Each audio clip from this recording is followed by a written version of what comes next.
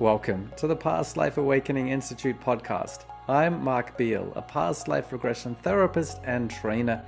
Each episode shines a light on healers who practice spiritual regression therapies like hypnosis and hypnotherapy with regression to this life, past lives, between lives, and spirit releasement therapy.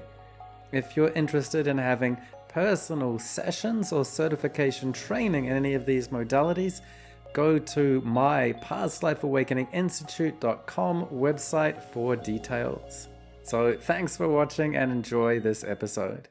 Today my guest is Marlene Kriston. She's a hypnotherapist and past life regression therapist from Northborough, Massachusetts, which is in the US, and online.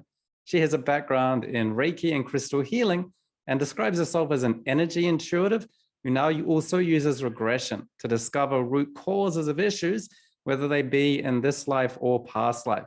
She has an emphasis on light body healing and a heart connection.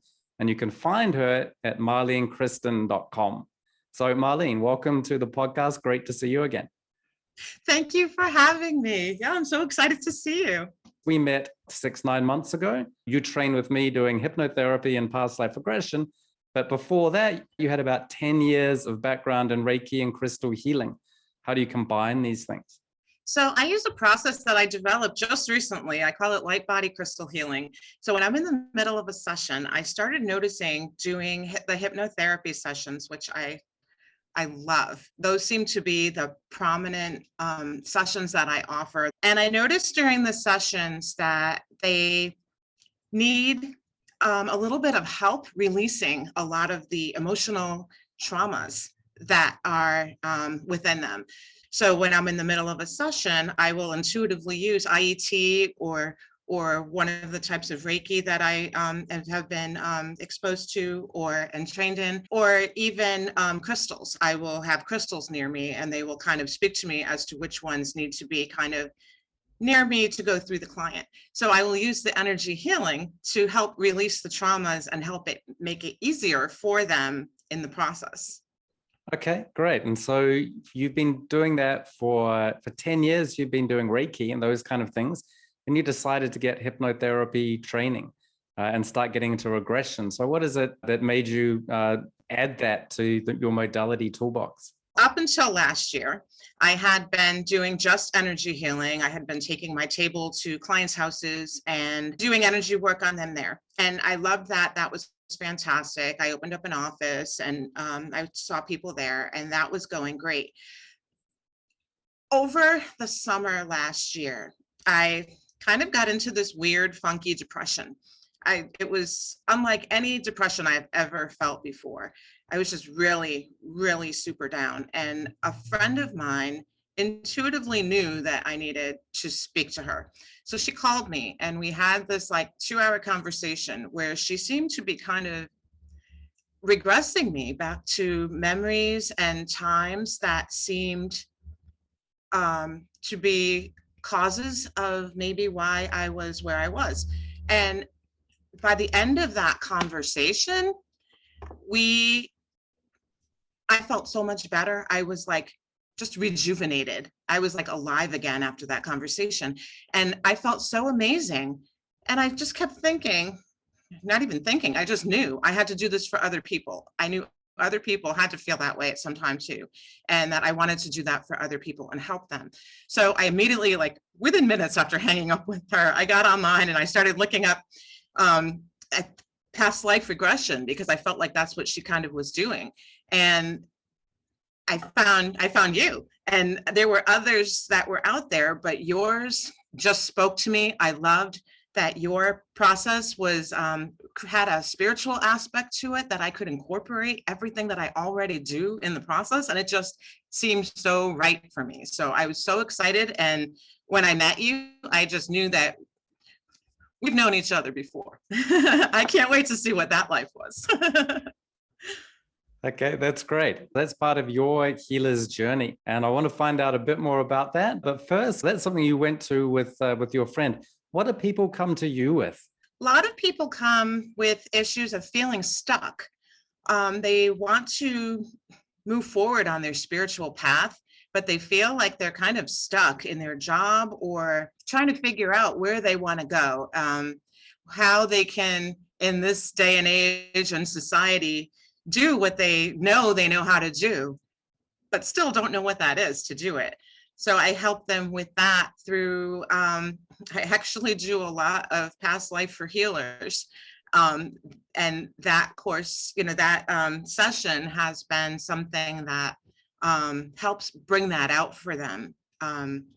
And so people also come to me for weight loss. I help them with weight loss issues. I've learned how to kind of tweak the scripts that I use and have it apply to what they are intuitively based on what they need. And most times it doesn't even have to do with weight. Most times it's self-love and self-worth.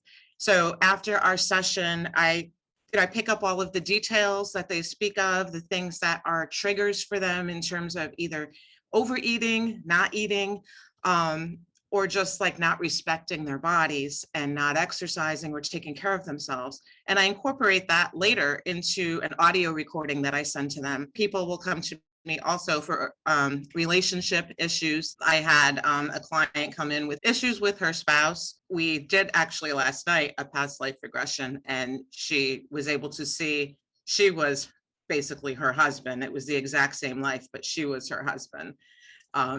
So she was able to see it in this life and have a bit more understanding and compassion for him in this life for herself. Okay, so when you say she was her husband, you mean it was sort of a balancing pattern where, Yes. Okay, so whatever was happening to her, and this time she had done it before, and so that's where the compassion came in. Is that right? Yes. Yeah, because like in this life, he struggles with addiction. And in that life, she wanted to be a medium, and they had an arranged marriage. She wanted to be a medium, and he thought it was ridiculous. He didn't want her doing anything like that. It wasn't a respectable line of work for a woman, and he didn't want her to do that. He was verbally abusive to her and not understanding. And she retaliated basically by leaving. They got into a huge fight. She left, and she started drinking to kind of dull the pain, to not feel like an outcast. And she abused herself and others.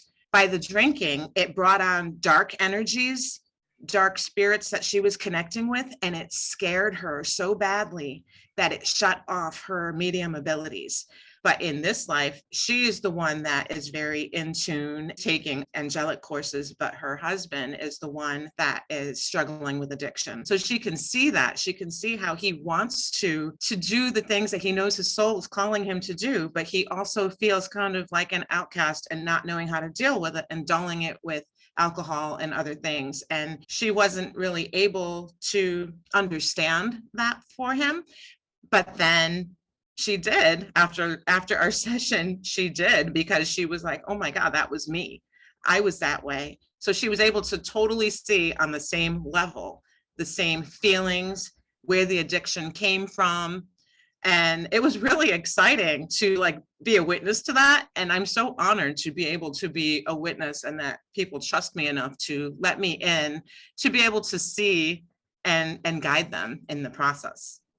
That's a really nice story, and I think it's interesting. You mentioned a few things. One is people come for weight loss, but then it turns out to be the weight of spiritual baggage from lives past, or relationships. We can do hypnotherapy for relationships, but some people really struggle. How can I possibly forgive them? I've been perfect in this life. There's no possible balance in this life, or I just can't relate at all. I've got no context. But when you go back to a past life, then suddenly you add up an entire other dimension. It does help people be more compassionate and empathetic and understanding by really seeing that I have been perfectly good in this life, but no one is utterly good or bad. Anyone that's utterly bad, even if they appear to be very bad based on all the evidence of this life, they haven't been in every past life. And even if we've been utterly good, we haven't been in every past life. We've been bad ourselves. And so therefore what that enables you to think is not, oh, I thought I was good, now I'm bad, now I'm confused. It's more like, I can go beyond this idea of judging anybody as being good or bad and transcend it. And that's a forgiveness that is quite difficult to get to sometimes with hypnotherapy. Genuinely, people might say it, but to really feel it, but to have that insight really quickly with past lives is amazing. So that's really great to hear. Does that make sense? Does that sort of non-dualistic outcome, is that the kind of thing that you're seeing? Oh yeah, absolutely. And I also really like there that you mentioned on your own path, you were a healer for 10 years, but then there are ups and downs we go through as a healer. So as a healer, we're not perfect. And we have things that we still need an ongoing healing journey. But then difficulties you go through just become a blessing in a way where you realize she's doing conversational regression with me. I think I want to learn how to do this sort of intentionally. And so you did and picked it up. And by doing that, that helped, that was sort of you healing the healer. And it sounds like a lot of the other work you're doing is healing other healers as well.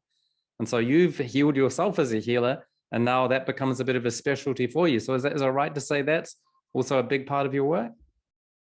A lot of healers come to me. I've been actually surprised at the amount of clients that come to me, and most of them are healers, whether they realize it or not. Most of them do realize it, but there are some that we discover within the process that they are, and I'm getting goosebumps talking about it. I get so excited for them because sometimes they just don't even realize it, and they just need someone to show them or help them to find that part within themselves. I'm getting goosebumps too, because I find exactly the same thing. It's the healers, whether they know it or not. I really like that distinction. There are healers that know it, and then there are healers that don't, but realize it. Just at the beginning of the podcast, just so that people can know that they can actually contact you. So if you're listening to Marlene and thinking, oh, I'm clicking with her, where's this going? So you actually can work with her. You do a lot of work online, is that right? So people can contact you for sessions or work online? Yeah, I actually love doing online sessions. I find them to be just as effective, sometimes more, because the client will be in the comfort of their own home. They're used to the sounds and the noises in their background. So, if their dog is in the room, they know that sound and they know to tune it out. So that's, not usually an issue. And no, I just find that as long as I have my camera aimed at them and I can just kind of observe them and make sure that they're doing okay during the process, and, it actually works out really well online. So I love, and I actually just had a client recently in New Zealand. Okay. Amazing. So how can people find you? What website can they go to?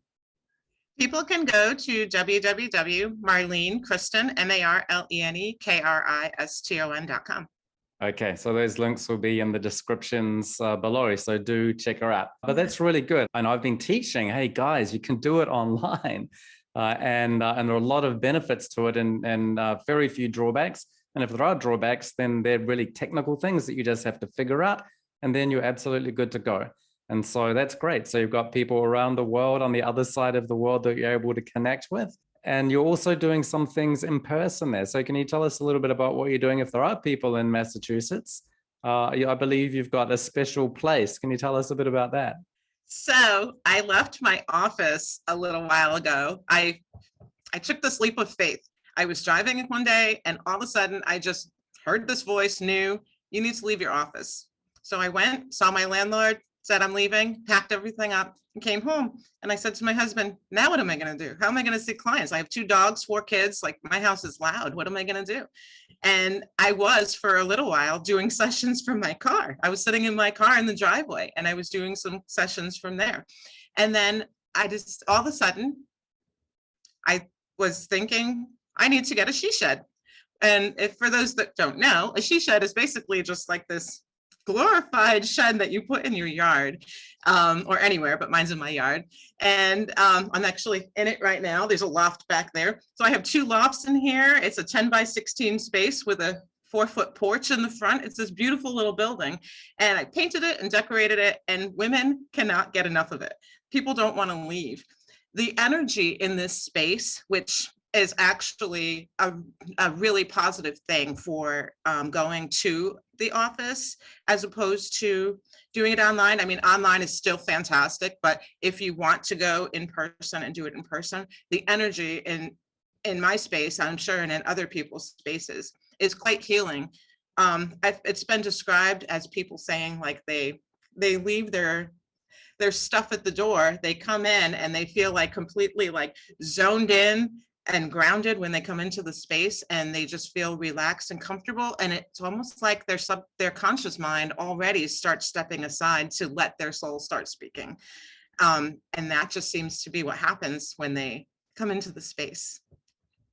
That's a really great idea. And I think you do build up a lot of positive energy, and you've got room in there. So you're doing group regressions and bringing in a number of people at a time. Is that right? Yeah, so I'm involved with this personal group, of women called Harmony Healing. I just decided one day, you know what, let me just show them what I can do. I mean, we're all in like the New England area, and we had never actually met each other in person. We had all just done Zoom calls and things like that online. So I decided to offer Past Life for Healers as a group session. And I charged like half price for it and everything. And everybody got together and we did this group session. And what I did was I just had everybody mute their own mics. I told them to have an alternate recording device in the background. So if they were on their laptop, then use your phone to record your voice so that they can hear their own personal responses in case they couldn't recall the details after the session. And it was amazing for me just to be able to observe and watch everybody like at one shot, to watch a group of people responding and their reactions. I mean, some were crying, some were laughing. I mean, some just looked confused. I mean, it was just this amazing process as a group, and they loved it. I mean, afterwards we spoke about it. I don't believe anybody had any issues or anything. Everybody was able to go right into it as if they were with me one-on-one. I asked a multitude of questions to kind of cover all of the bases for what anybody could possibly be experiencing in that moment. And then I had told them in the very beginning, if a question doesn't apply to you, just wait for the next one. Like they already knew in their mind to just kind of wait. And afterwards we were speaking about it, and everyone was sharing their experiences as a group, which was exciting. And everybody just got so much out of it as the group session. And it was just it was supportive. It was a supportive environment of people that just sharing their experiences and also being able to relate to one another and learning more about each other.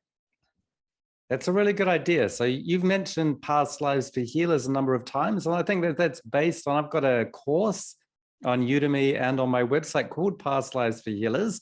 So for those that don't know about that, it's a 3-session course where I tell a bit of my own story as a healer, and I then tell about some of the archetypes that many healers go through. So most healers will reconnect with past skills that they were a healer in this life or a past life, but then they sort of forgot about it. And then they'll also probably reconnect with some past blocks or difficulties that came up in their earlier experiences. So there are a number of patterns that we can know about. So then I created this 3-session template that you can then adapt into a 1-session experience that you take other people through. And then they can, if they want to go and have an interactive individual program of sessions, they can. But what you're doing is having these group sessions. That's actually how I experienced my first formal past life regression with a hypnotherapist. Was on my training when they did it for the whole class. So doing it for the class of people, I think, as you mentioned, I think there's inbuilt safety mechanisms. So it's something that's appropriate to do. And if you're following a tested procedure, then it can work very well. And so that's a really good idea. And so what for you are some of the things that made you pick out that course and decide to use it as a template for that kind of group work? So you had in that course, in the Past Life for Healers course, you had you offer a recording of you doing the process, as if I were with you. I just had to listen to it through my headset. And that's always been in my mind that would be something cool to do. Doing it as a group, I just thought about how it would be. I wanted the exposure. I wanted to be able to get, because I feel that it is such a helpful tool. Hypnotherapy, Past life regression. It's such a helpful tool, and it's something people are kind of nervous about. People are kind of afraid of it. They don't really know what exactly it is, but once they experience it, it changes their life. And it's like, I just wish I could have I wish I could have gotten into their heads sooner and shared with them, oh my goodness, this is so life-changing. Like, there's nothing to be afraid of. You're completely safe. You're in this protected, safe environment. I watch you, observing you. I'm making sure, even in a group setting, I'm making sure that you are doing okay and that you're responding. And the one-to-one sessions are fantastic because you get that feedback, immediate feedback, and more in-depth personal questions. But in the group setting, like I said, I cover a wide variety of questions. So, they are getting all the information that they need in the same amount of questions and personal attention. That's great. That's a great idea. And I think that is a key point where people may be a bit anxious about it, or might think it's quite a difficult thing to do. But, and it's a relatively gentle introduction, but I think another thing people learn is it's not that hard to go into a past life, and it's not that scary. And the experience they have is enough to get that general message. If they want to get into, deep narrative details, they can take it on. But, and some people will have just enough to realize, what past life and hypnosis is. And then other people can have some quite significant experiences, even in that non-interactive version. So you're seeing that kind of variety where some people it's pretty gentle and some people are having some pretty deep insights, even in that group context. So people are definitely having deep insights in the group session. I just did a group the other day, and there was a woman that came in, and I was just kind of taking them into an intro to past lives in this group. And this woman didn't just go to her last past life. She went to 3 between 1800 and the early 1900s. They were all traumatic for her. They were all like times where she was like in war. And I want to say it might have been like the Revolutionary War or something, because she felt that she was marching right near the drummer, because she heard the drumming music very, very loudly. And there were 2 others, I can't recall the second, but there were 2 other lives that she experienced within this time. And she said she felt like she was just bouncing all over the place, like she was just being shown rapidly these different lives. So people are experiencing more. I also had someone go back further than the last past life. She saw herself with a T-Rex, and she said, I think I was a dinosaur. So it was actually kind of fascinating to see that. People also have experienced themselves as angels, seraphim especially, deities. I had one woman say that she was a dragon, and connected with that. People are just like beings of light. They're just like their light body floating around. Very intense experiences, even in the group session. Yeah, that's interesting. Often groups, people think of them, just get a quick face or scene, and that's enough to know that, oh, it's real, I want to explore this. But what you're experiencing is some people that will be the experience. So don't feel bad if that's all that you get. But certainly if you're a therapist yourself and you're thinking about how can I get new clients, how can I just help people understand what it is that we do, then this is what she's doing here is a really good idea and very effective. And not only can it be, just an introduction to, not be afraid of it, but you can actually get into some pretty interesting things. And there is that protective mechanism where it is safe and manageable, which you could easily wonder, will it be or not as a therapist? But it's really interesting to hear your experience and my experience as well as being that with the group sessions. And it can be that some person needs particular attention, but even you mentioned that person has even traumatic ones, but she's bouncing around and just goes to the next one, and it's okay. You don't have to then deal with a big abreaction. It's probably helpful to be confident that if one did happen, you knew how to deal with it. But the reality is it's pretty rare, and that people can have a lot. So that's really great to know. So I'm curious, Marlene, about some of your healer's path. So I want to hear about your case studies with your clients.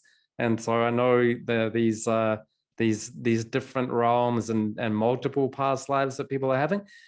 But a lot of times even you can do a past life regression, but then, or say go back to a past life, but people go back to 30 years ago in this life, which feels like a past life to them, which was, I knew nothing about spirituality, but now I'm a healer.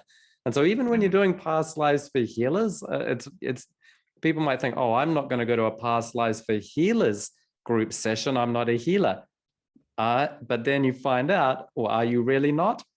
And so I find past lives for healers, whether you know or think that you're a healer or not, that is useful for pretty much everybody.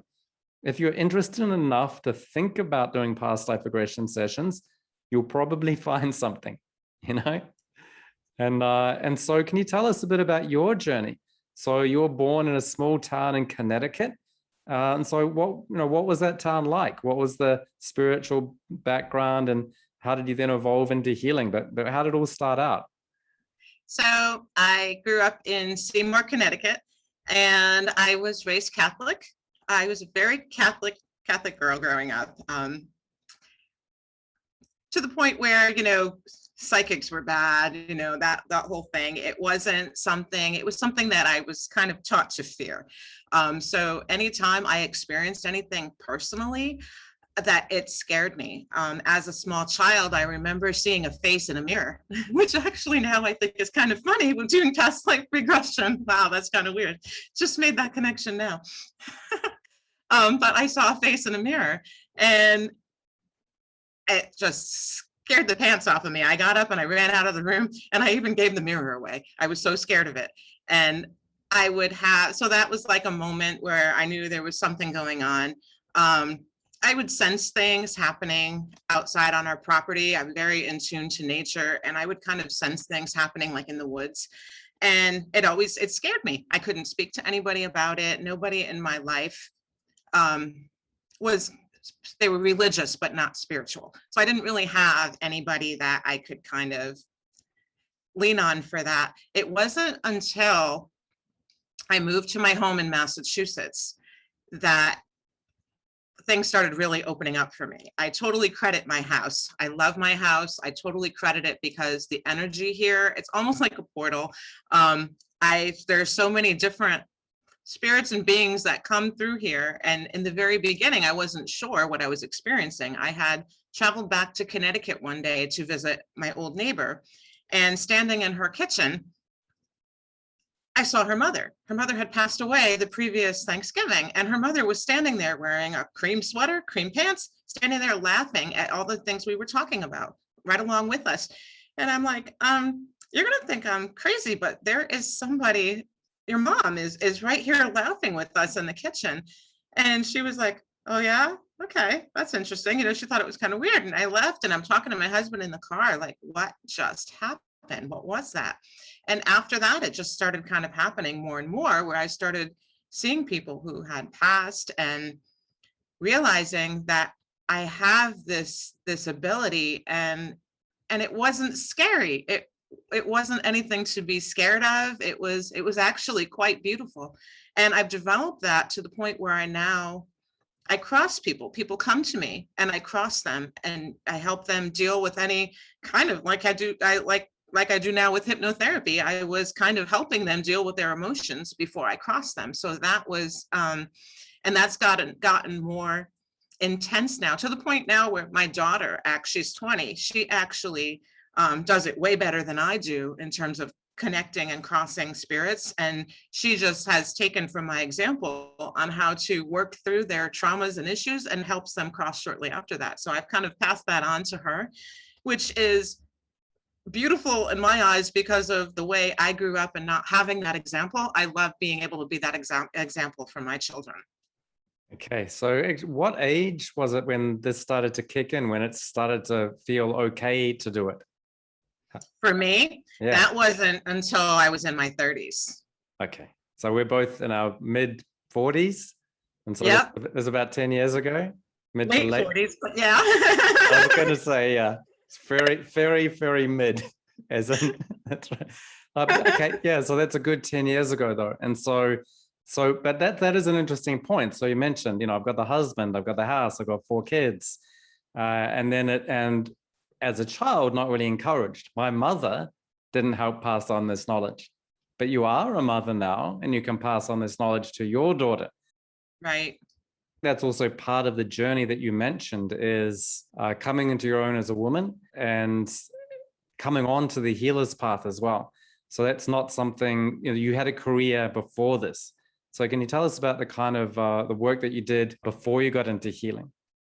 So I just have to point out, so I'm going to tell the viewers, you and I are the same age, and I always found it so intriguing how our journeys were so different, but they came together at this point in our lives. How you had gone to India and you were traveling and connecting with yourself and connecting with your spirituality at an earlier age, like in your early 20s, and even younger than that. But when you were 25, 26 years old, here you are over like in India or something, and I'm just having my first baby.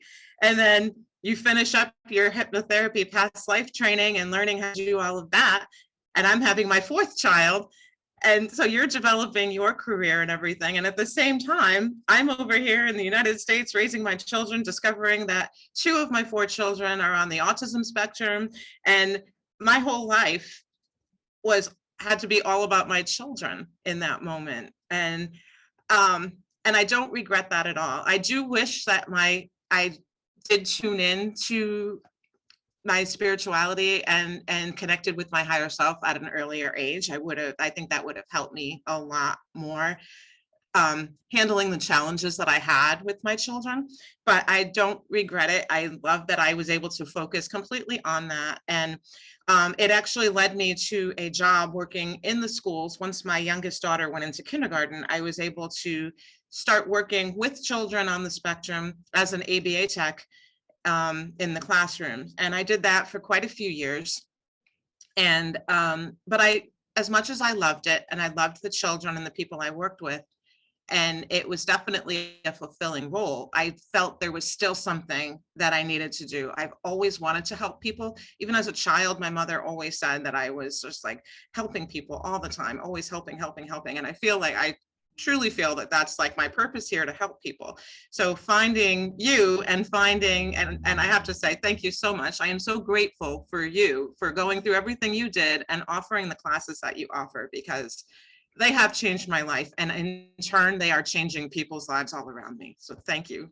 Thank you. That's great to hear.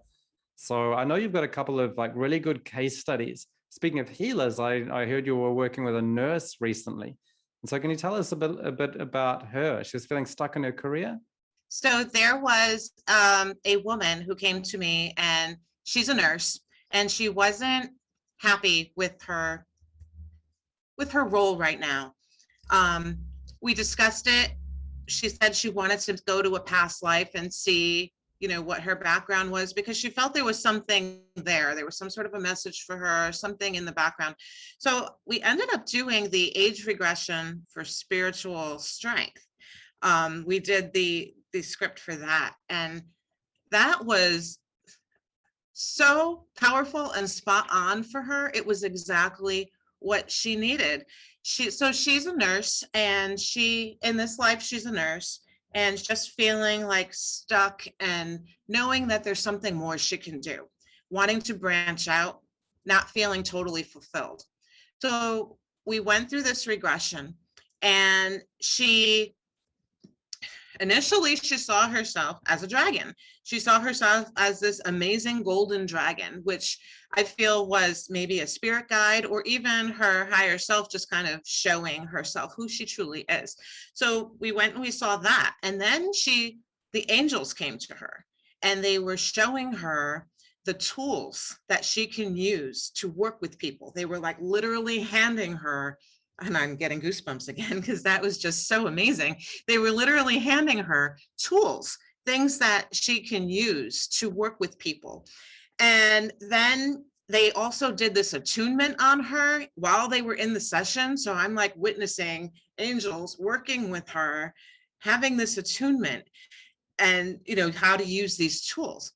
So then she kind of transitioned into a past life. And she was back like in the early 1900s, and she was a nurse. Her parents made her be a nurse. It wasn't what she wanted to do. In this life, her parents made her be a nurse. And it wasn't fulfilling for her. Like now, it was a similar pattern. It wasn't fulfilling for her. She saw herself in this field, and there were these warplanes flying overhead, and bombings were happening. People were being shot. So she's in the middle of a war, and she's off on the sidelines in this field.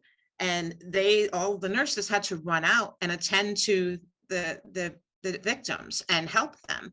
And she wasn't saving them. She wasn't able to save them. And she was blaming herself for not being able to save them. I'm a nurse, I should be able to do this. And she just couldn't do it.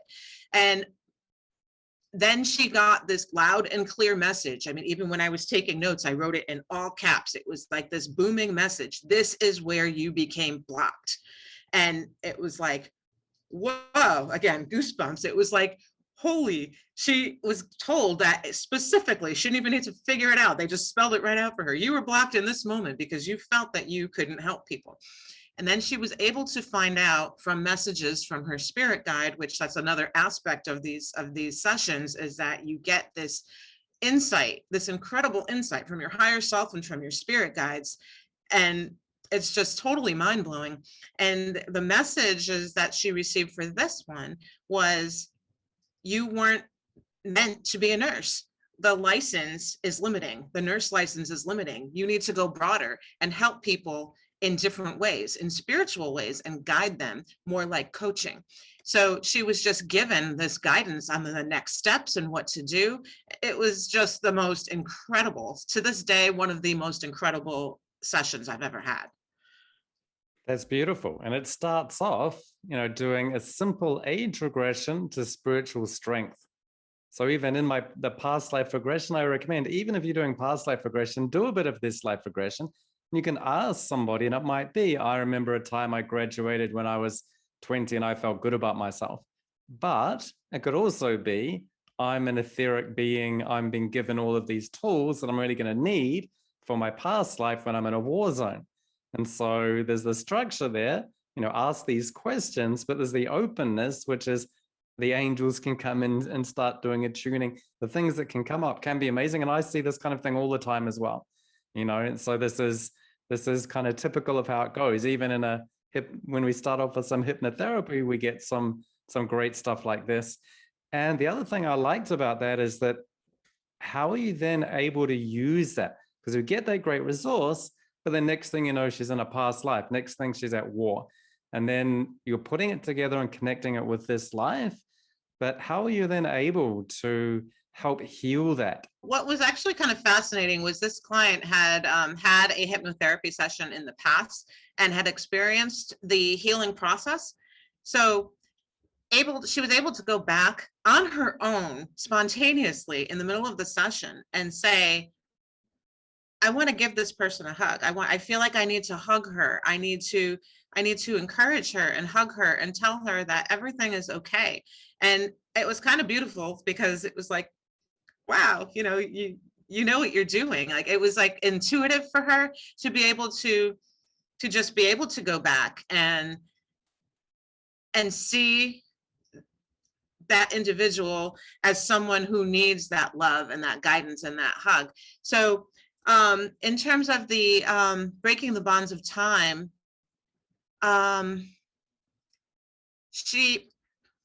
we continued it after the session. That was where the biggest breakthrough was for her. After her session, I had her do a meditation, and if you don't mind, I'm going to read to you what I said. I had her on her own time go into a meditation, go back to the young girl who was a nurse, watching the planes, terrified of stepping in and helping them, frozen. I had her envision a new way for that scene to play out, to channel her inner powerful dragon and allow it to give her the confidence, along with her angels and the tools she was given, and receive the power, guidance, and confidence to help and heal the people who were hurt. To feel the powerful feeling emanating through her whole body and allow it to ripple through time to all nows, all present moments, and all lives. to feel the confidence and power going through her and allowing her to receive and share the light within her. So she went and she did this meditation. She read what I said and she went through that process. And I get a message from her telling me that I'm her astral cheerleader, that she did the meditation and realized that it wasn't her purpose to work with them like that. It was to guide them spiritually, not to heal their illness, but to help guide them and release them into the world. So that was, even though it didn't happen during the session, it was work that she continued afterwards in the meditation that I had her, we put together intuitively put together based on the steps and the things that she experienced in her session. You there are being a powerful leader and you're giving strong suggestions that are really integrating. You've listened to everything that she said, you're bringing it together and you're driving it home. And so I think some past life people can be a little bit passive. They think their only job is to interview, just to ask some questions and sit back and listen to what they say, or ask their spirit guide to do the work and they sit back and I think a bit too passive. So I encourage people to be passionate, powerful, and to say, look, you had this, you did that, you have this resource, remember the dragon, remember this tool, you had that moment on the battlefield, and you can do this now, and you can break through. And the way that you did that, I think that's really helpful. And sometimes people, even as I train them to be past life therapists, they think, oh, I have to stick to the script, or, I've just got to ask questions. But I think what you're doing there, and I encourage, I'm saying this now, so that everybody else can, as you have grown confidence and ability, allow yourself to drive home the change and bring everything together and be that kind of astral cheerleader that you were. So I'd like people to listen and hear the example you've set and do what Marlene's doing, because it's a really good way of doing it, and have that power and passion to drive home the change, and certainly elicit and get all the information from them for the first 3/4 of the session. But once you've got a big picture of it, and maybe in the moment, it may be a week later, it may be on audio, whatever, but definitely you as a therapist have the mandate to bring together everything they've told you. You're not giving them advice based on assumptions you're making. You've done a lot of eliciting of information. Then you're allowed to drive home that change with all this great stuff that you're doing. So well done. And to other people watching, don't think that all you have to do is ask questions or let their spirit guide do it. You can let your inner wisdom drive through as well. Yes, we get their inner wisdom, but let your inner wisdom be an astral cheerleader. So is that something that you agree with, or that you do quite a bit of? Yeah. So, I mean, you give us the scripts and everything to follow, and then you can branch out from that further, use your intuition to guide you. And that session actually was among my first sessions. So I wasn't quite confident in what I was doing yet. I was still kind of learning and practicing. So all of this coming through was like all new and different for me. So I had sometimes a lot of the intuitive stuff that I get might come through as I'm typing up the notes and keeping their case file on my computer. And then I'm like, ooh, do this. So, or I might get the guidance during that and send them a follow-up message or another phone call and just say, this just came to me. And that's okay to do that. It's okay to not have everything in the moment, to not have all the answers and know what to do in that moment, especially in the beginning when you're just learning. When you're becoming more seasoned and you start realizing, knowing the process and how it's going to flow, and more in tune to your own inner voice, and knowing, even connecting with their subconscious and knowing what they need, then you kind of get the things in the moment. But if you have to write things down, or send them a recording or do something after the fact, that it's still appreciated and needed and beautiful. Yeah, that's great. That's a great story. And you're right. And that does come with a bit of experience. You can say it at the time, oh, that's right. But there's also one thing, which is you realize that on reflection as you're writing up the notes. And so that's something in my training. I have people, all the students, it's watch the videos, learn the technique, learn the structure, get the scripts. Then straight away I say, put it into practice. So as you say, this was like, even as a student, you were doing an amazing session like this. But then in order to graduate, I have you write case studies where you write up all these things. And I find by doing that, it doubles or triples the learning you get from the session. It's one thing to do a session, but to reflect on it and write about it and think it and present it as a case study to me for the graduation is really helpful. So did you find that writing up the case studies really helped you learn a lot quicker? Yeah, I did. In your classes, I did kind of subpar notes in the beginning, and you corrected me, and you're like, be more thorough, more in detail, explain more of like what you saw and what happened, and and you kind of like gave me the template to kind of how to fill everything out the right way. And I'm actually quite grateful for that. At first I was like, but then it was like, okay, this actually is really, really good, because it's set me up for the right way to keep appropriate records and everything, so that when a client does come back, you see so many and you kind of get confused with the details with who is who. So now you have those thorough details that you learned how to do in the course. So that was actually really helpful. And I have done, like I show you, I take my chicken scratch notes on my little tiny piece of paper for people. And there were people that I actually didn't transcribe into the computer. And I'm like, I got lazy one day and I'm like, I'm not putting these in. And I regretted it, because the client came back and I needed to go back and recall. And right before her session, I'm scrambling through all my notebooks trying to find my chicken scratch notes that it wasn't fresh in my mind anymore. So I couldn't remember exactly what that sentence was, because you're writing so fast as they're talking. You're trying to just keep track of everything they're saying. And so I did notice that if I don't take appropriate notes or put them into the computer and go through that process of getting it all in there, and even just, it's more beneficial for them as well as for me to go through and put everything into my records, and then see if anything else intuitively comes to me afterwards. But I noticed, like I said, if I just chicken scratch it on a notebook and do not do that, then that's where it's a disservice to them as well as to me. So it's definitely a good practice to get into. Well, I'm glad you stuck with me, even if I'm like, bullet points are not enough, Marlene. You have to write more. Come on. And but you're right. Like, even at the beginning, you think, oh, I'll remember every client that I have. And when you've got a handful of clients at the beginning or the first year, you remember everybody. But once you start getting booked up and busy, then you really need your notes. And Yep. just to get your head back in the game, and to recap and get your clients' head back in the game. If you haven't seen them for a week, they've forgotten what happened in the session as well. You have to remind them and be on top of it. So yeah, those notes, just for a logistical point while you're giving sessions, are important, but also then these insights are coming to you afterwards, and that's when you're reflecting and writing up those cases as well. So it really helps cement, and that's the thing, I think, that reflecting on your sessions helps you get a lot better a lot quicker. So I'm glad you saw a lot of the benefits there.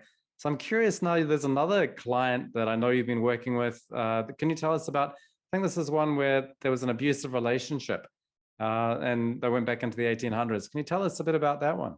She came to me because she's in an abusive relationship, like a physically abusive relationship at home now in her present life. And it's a very intense connection with her husband in this life. And she knew that there was something in the past, and she wanted to just know what it was. So we did a past life session, and she went back pretty much to an identical life in the 1800s.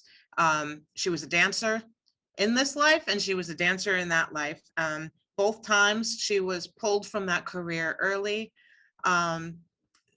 This life more so to have children. That life, it was, she did have a child, but she was very sad in that career, because back then, when you were in the ballet, you were kind of used by the men that were supporting the ballet, and you needed to not only be a dancer but be there for the men. And that was something that she just, it was a sad memory for her, having to be back there for that. She experienced amazing guidance in her, I just have to look back at my notes, I'm sorry. she experienced like this amazing guidance. Like when we transitioned out of that body, she said it was like an exhale, which I can feel that. I loved that description that she said. She said it felt like an exhale. And she said her heart felt free. And she said it was free before. It was like this opening, like boom, realization for her. My heart was always open, but I didn't realize it. My heart is open and it's free. And it always was, but I saw it as being trapped and confined. And then she also said, you know, that her spirit can now soar. So that was like the way her transitioning went from that life. Then she went into another life where she was a seraphim. She was in the angelic realm, and her role was to work. She had so many details of her role. It was like so detailed. Like she had to work with children and with animals, peace, charity, ley lines, distortions of truth to help those abused understand what they went through. Like really specific roles as an angel, like what those were. And I thought it was really fascinating because of the abuse that she's experienced in those 2 lives that she showed us. That, you know, now the angelic realm is coming through saying this, so you can experience what you help people through. So that was like a really like wow moment for her and for me to like see that. She also went back to a life where during the collapse of Atlantis, she had details of what everything looked like, explicit descriptions of the destruction. The advice from that life was to trust her inner guidance. And if others impose on her, it's okay to walk away and say nothing. And simple guidance, like very simple. But I think in that time, it just seemed like it was too complicated for her to even grasp. But hearing that message just kind of helped her now in this moment. That's really great. I need my heart to be free. And it's not that I free my heart, it's realizing my heart was always free. That's pretty amazing. It really is. And it's like, and one of the things that I love about doing this work is we experience, everybody that's not a hypnotherapist experiences reflections in their daily life anyway. Everyone is a mirror. You're a mirror to me. I'm a mirror to you.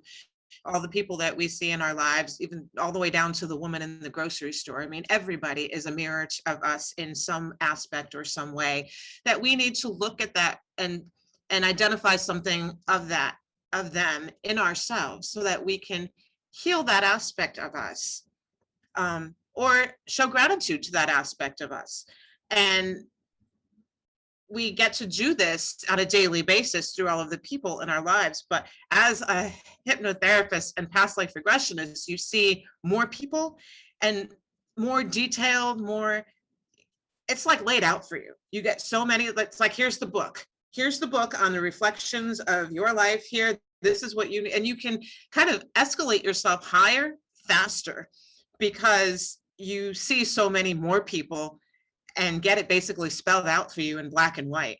So when she's saying, you know, that her heart was already free, for me, it was like my mind's going all over the place. And that happens like that with everybody that I'm with. I'm like, wow, yeah, I can see that with me. And then I'll go through later and heal that, you know, and I'll work on that. Yeah, that's really powerful. And so that is part of the ultimate therapeutic resolution you get to, which is like really non-dual. It's not like I helped them clear all their blocks. It's they told me those blocks at a certain level never really existed in the first place.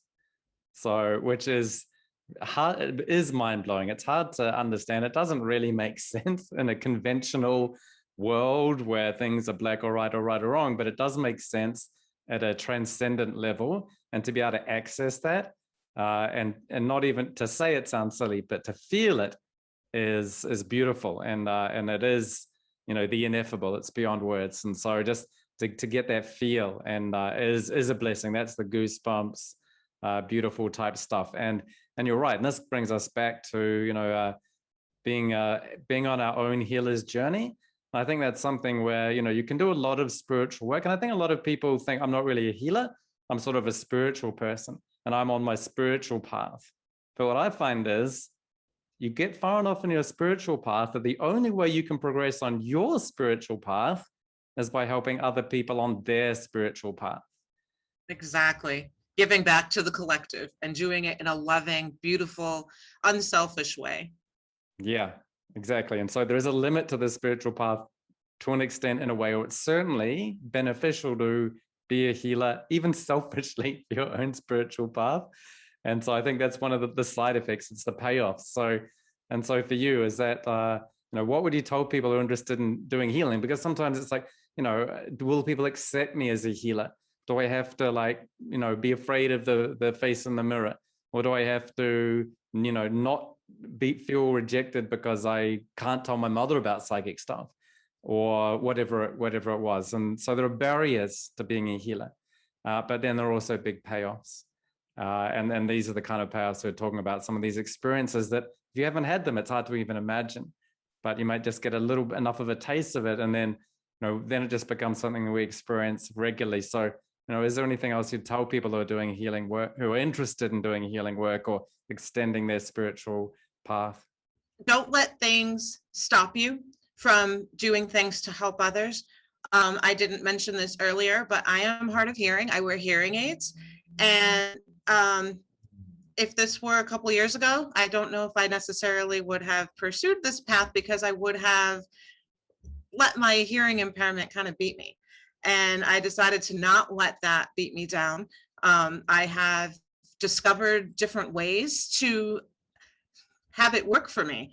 I wear hearing aids. Like I said, I have a severe hearing loss. I wear hearing aids. When I'm with the client, I have a microphone that I have them wear.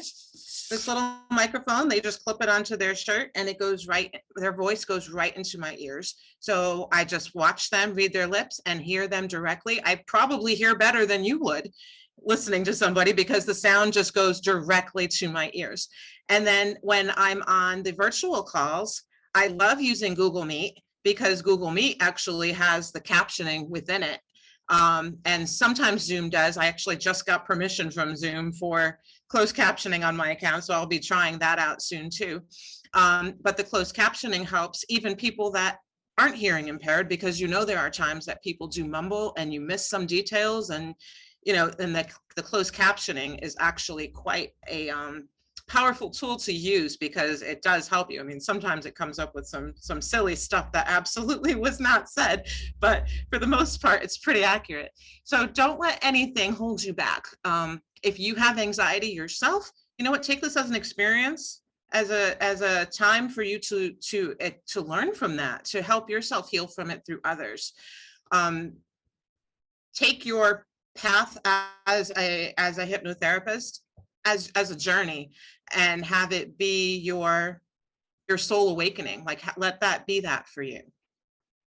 Yeah, that's great. I was just about to mention it, but we haven't mentioned it so far. But that's one of the first things that we spoke about when the first time we ever met. We were talking on Zoom, and you're like, I'm not sure if I can hear you, and I've got this issue, and you were trying to figure out will I be able to learn this online with Mark or not, or will my hearing get in the way and not make that possible?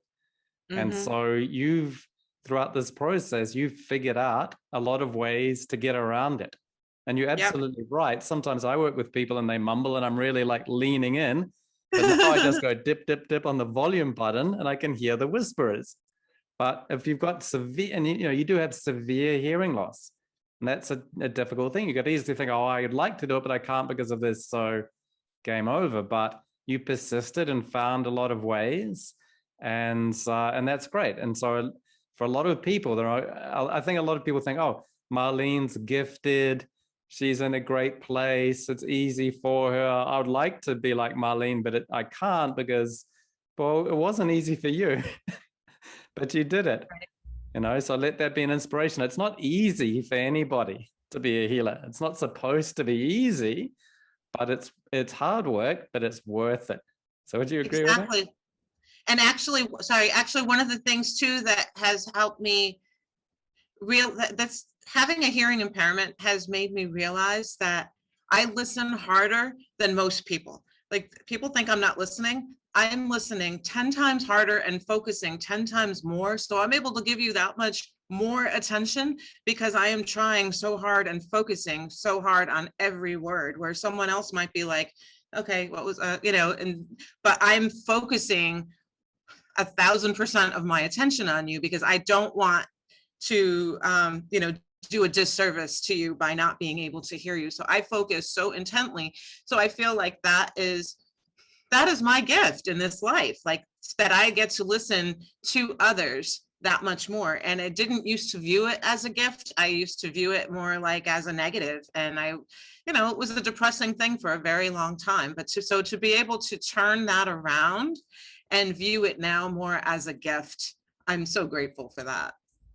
Well, that's beautiful. And so I think this is our big surprise twist ending. This amazing, talented person has had a big block to overcome, but then you're able to then reframe it and see it in another way as well. So that's really magical. So I really appreciate that, you had the courage to even start. You could even say, I'm just going to do Reiki because like an audio modality like hypnotherapy isn't for me.